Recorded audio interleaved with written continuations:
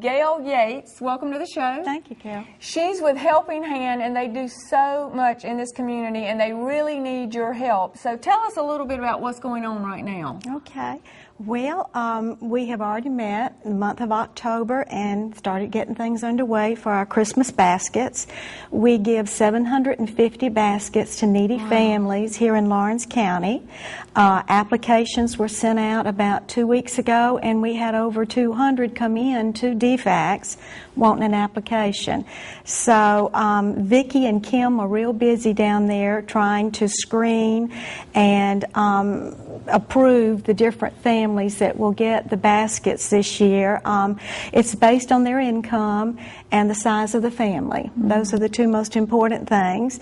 And from there, then all our other committee members start getting things lined up. Claude will do our groceries. A bid goes out to the grocery stores here. Now tell us Claude's last name. Claude Vines does our bid for our groceries, and of course he's very familiar with grocery stores and bids and this sort of thing. So he does a great job. And then Alan and Bobby Yock are working on our toys, and Alan does a great job with the bicycles. We're so thankful to have him because he and several of the other members work at night and off in the afternoons putting together these bicycles from parts from other used bikes. That's so fantastic. They're donated through the fire department. The community brings them in, and Alan picks them up. So we're pleased to have that going on. And then I have Dave and Shirley Stevenson work on getting our snacks for everybody working down there the week of December 12th through the 16th at Jefferson Street Gym. And we have Ann Lawrence working on collecting books. Emily Holland does our churches and our schools now.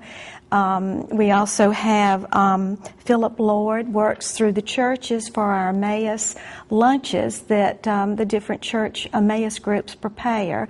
We have God's Grillers come in and do hamburgers one day. That's a great name. Oh, it is, and they do a wonderful job. Diane Jackson works on our publicity each year for the Helping Hand. Wayne Christian keeps our books and also is responsible for obtaining our meat for the bags that go out each Christmas. So, each person on the committee has a good job that keeps them pretty busy.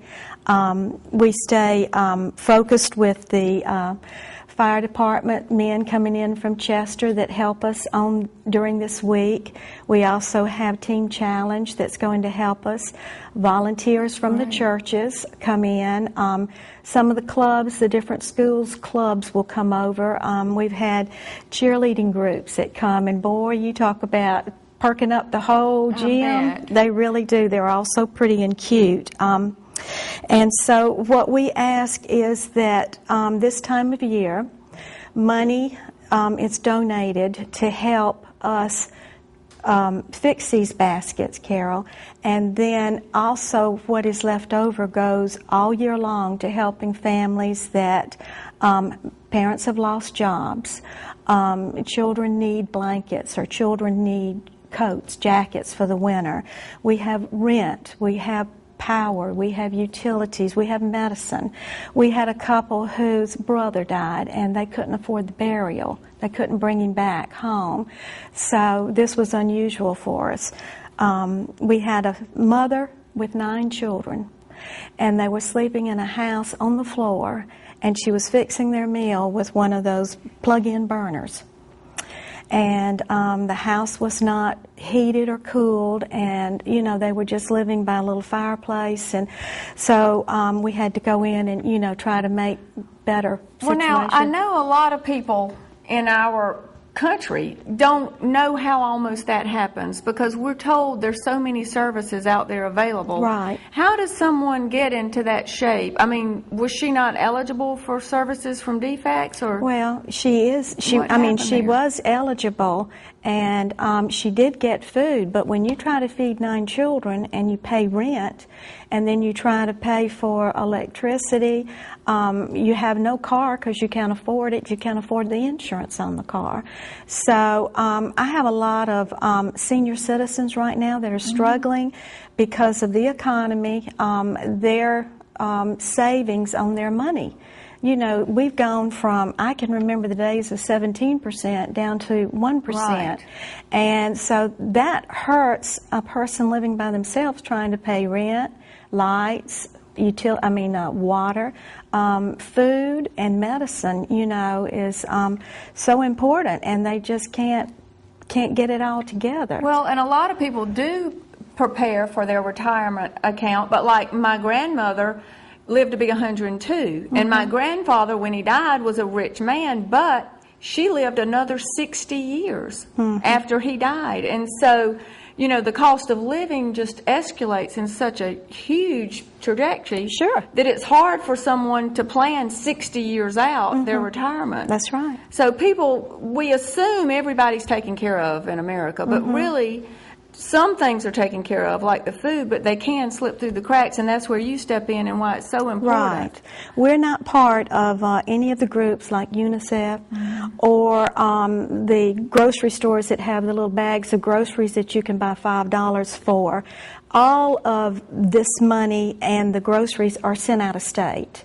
So some of it possibly comes back to different groups in this community, but the groceries come back to the food banks. They don't come back to this community in itself. You see what I'm saying? Yes, and I did not realize that. Yeah, it goes to Birmingham and Montgomery.